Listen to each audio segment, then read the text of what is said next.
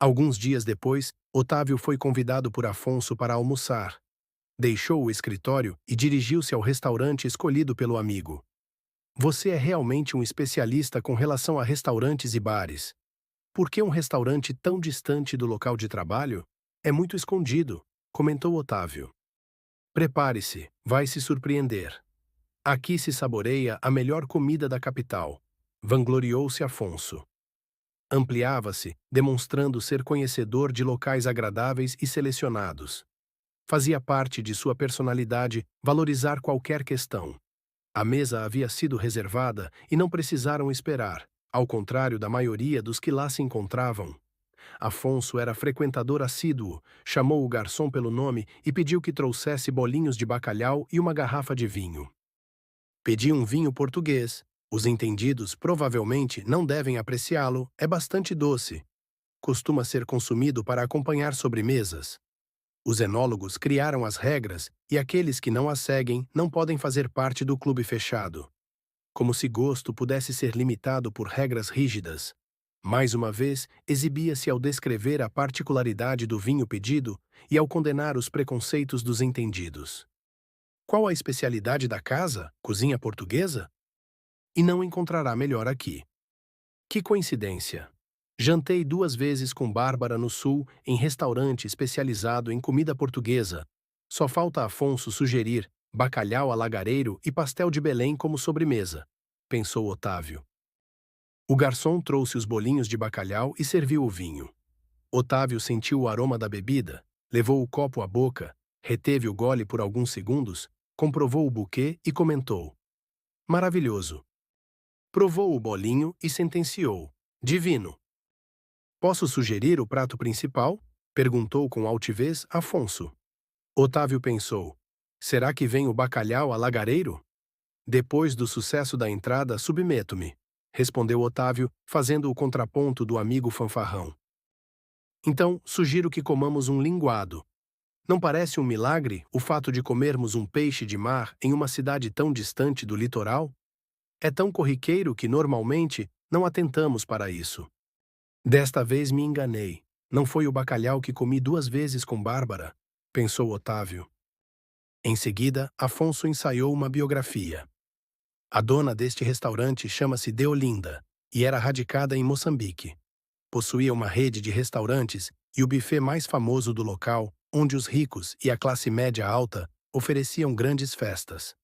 Tinha uma frota de viaturas frigorificadas que transportava os quitutes aos 4 cantos de Lourenço Marques, capital do país, hoje com o nome de Maputo.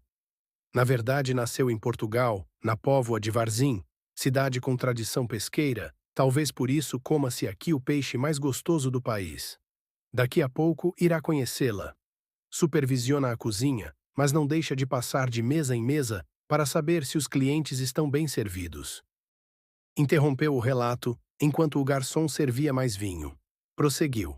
Veio para cá após a revolução ocorrida em Moçambique. O governo revolucionário tomou as suas propriedades, como as de quase toda a população. Ficou na miséria. O marido não resistiu ao impacto de perder tudo que havia conseguido à custa de trabalho muito duro, infartou e faleceu. Deolinda chegou com 4 irmãos, todos trouxeram apenas a roupa do corpo e pequena importância em dinheiro, alguns trocados, como costumamos dizer.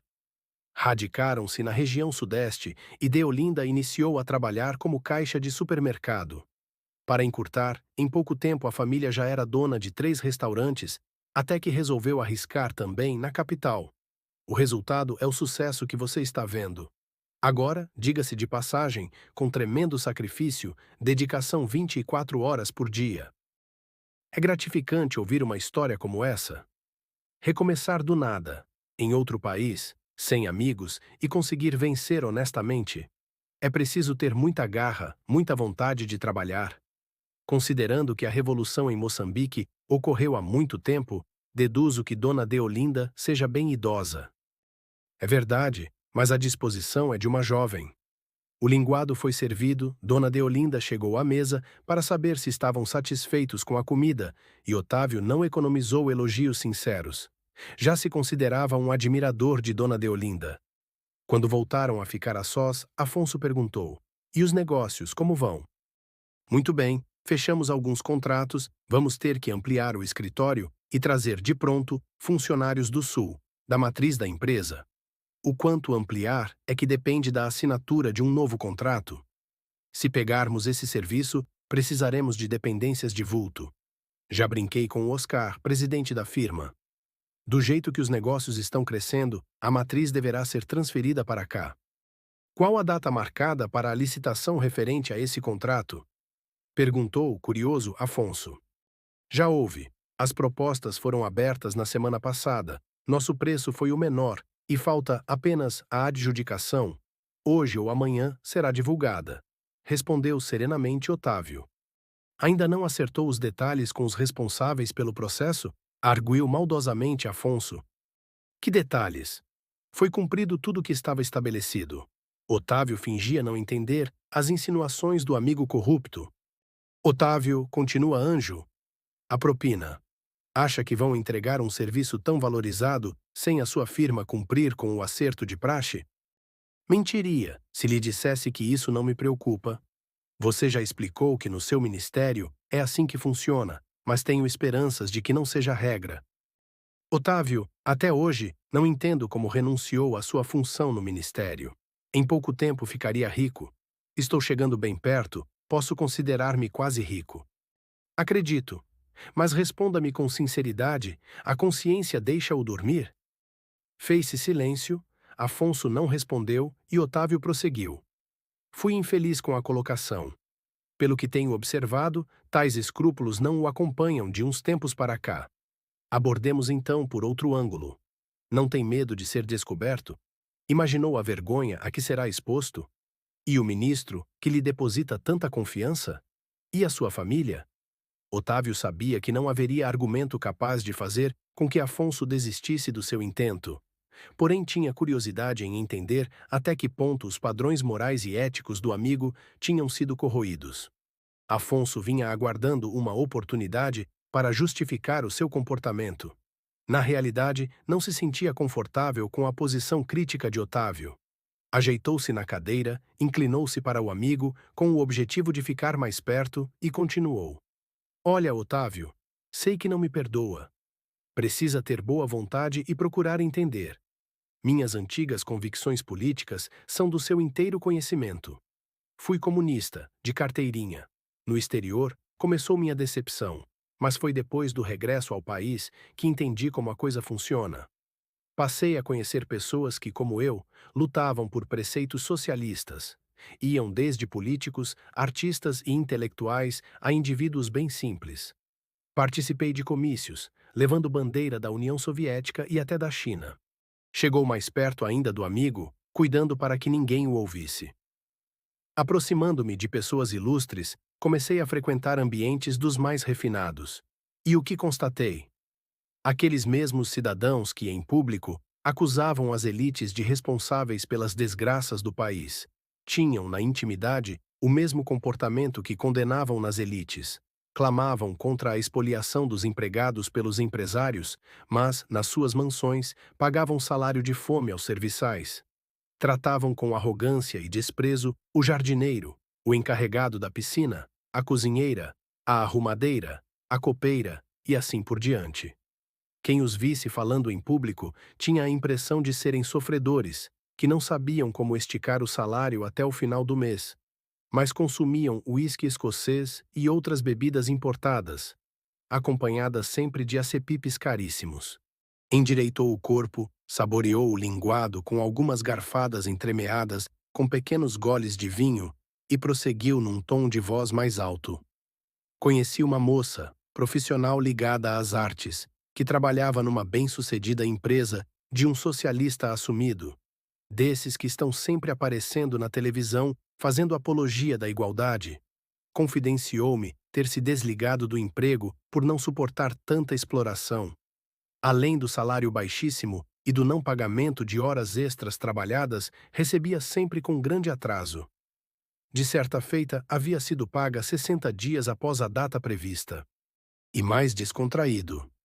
Lembra-se do que foi encontrado nos países do leste europeu depois da queda do comunismo?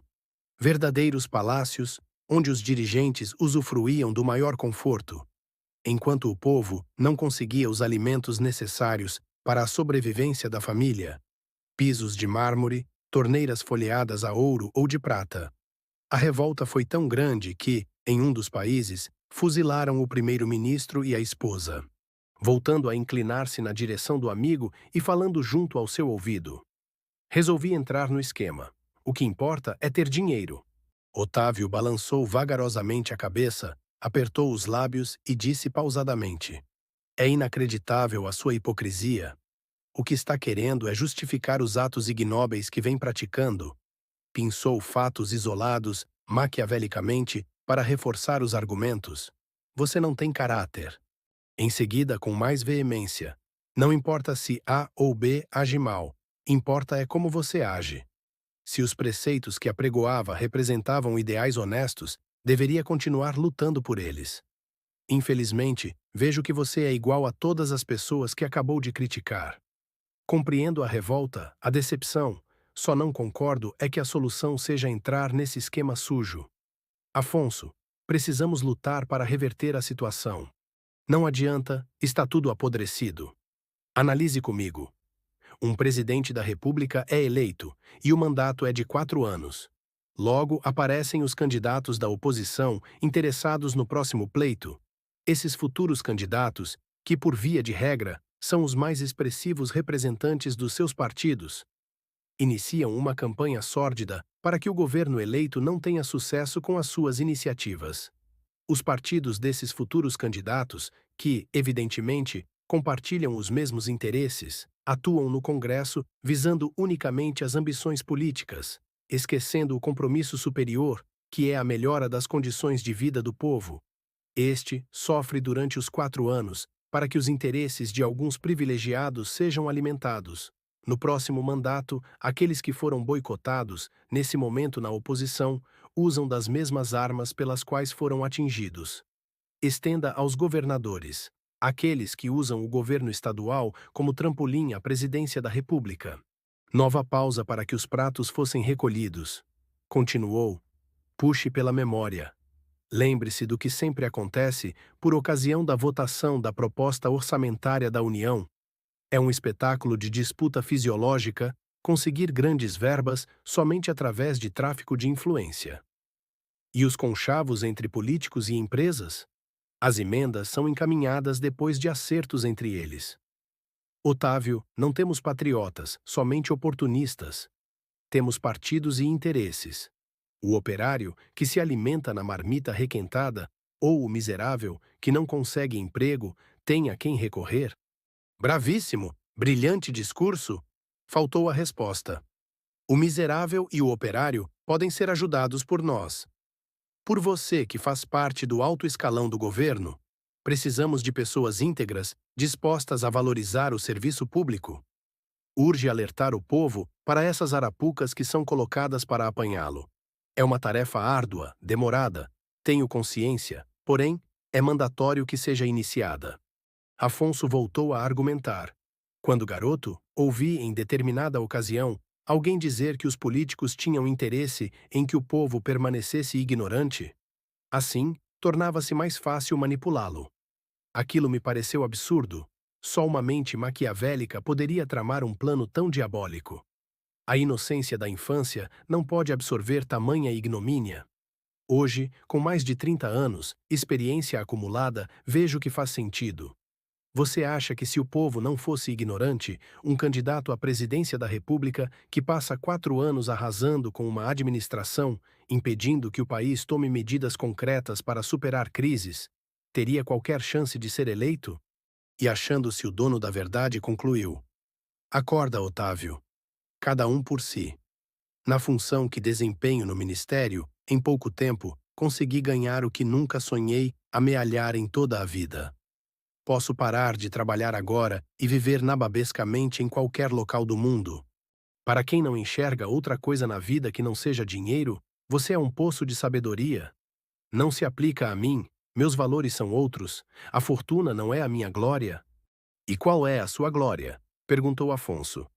Fazer alguma coisa no sentido de que, no futuro, passemos pelas ruas e não presenciemos o espetáculo, deprimente, de crianças expostas ao frio e jogadas pelas calçadas.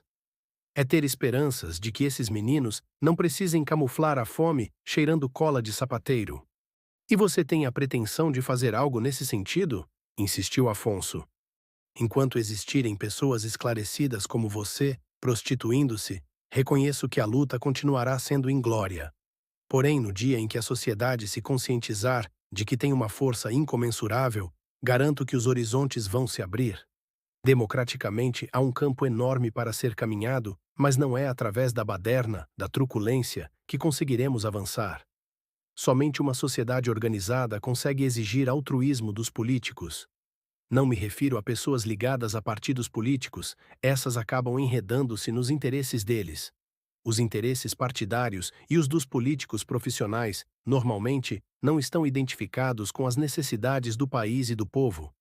Precisamos da atuação de indivíduos não engajados em esquemas viciados. Precisamos de honestidade de propósito. Ufa! Nossa Senhora! Que discurso brega, desgastado! Há momentos em que é duro aturá-lo. Vamos pedir a conta e ponto final.